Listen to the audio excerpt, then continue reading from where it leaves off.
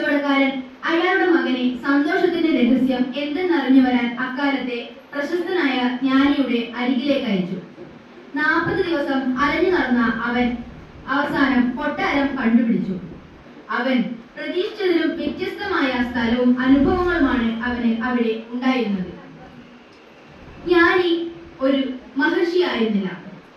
2 മണിക്കൂർ കാത്തുനിൽപ്പിന് ശേഷം 2 തുള്ളി എണ്ണ നിറച്ച കരണ്ടി കയ്യിൽ പിടിച്ച് കൊട്ടാരത്തിലെ കാഴ്ചകൾ കണ്ടുവരാൻ ജ്ഞാനി അവനോട് പറഞ്ഞു. എന്നാൽ കരണ്ടിയിലെ 2 തുള്ളി എണ്ണ തുളുമ്പാതെ സൂക്ഷിച്ചു നടന്നതുകൊണ്ട് കൊട്ടാരത്തിലെ ഭംഗി ആസ്വദിക്കാൻ അവന് കഴിഞ്ഞില്ല. അവിടെ ഉണ്ടായിരുന്ന കാര്യങ്ങളെ പറ്റി ജ്ഞാനി അവനോട് ചോദിച്ചപ്പോൾ തനിക്ക് ശ്രദ്ധിക്കാൻ പറ്റിയില്ല എന്ന് അവൻ പറഞ്ഞു. 2ാം തവണ വീണ്ടും എണ്ണ നിറച്ച കരണ്ടി അവന്റെ കയ്യിൽ കൊടുത്ത് കൊട്ടാരത്തിന്റെ സൗന്ദര്യം ആസ്വദിക്കാൻ പറഞ്ഞു. പക്ഷേ ആസ്വദിച്ചു കഴിഞ്ഞപ്പോഴേക്കും കരണ്ടിയിലെ 2 തുള്ളി എണ്ണ നഷ്ടപ്പെട്ടിരുന്നു. അപ്പോൾ ജ്ഞാനി അവനെ ഉപദേശിച്ചു.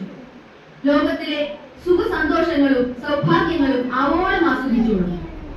അപ്പോഴും കരണ്ടിയും അതിലെ 2 തുള്ളി എണ്ണയും മനസ്സിൽ ഉണ്ടായിരിക്കണം എന്ന ഗുണപാഠമാണ് ജ്ഞാനിയുടെ രൂപത്തിൽ പൗലോ കൊയ്ലോ നമുക്ക് മനസ്സിലാക്കി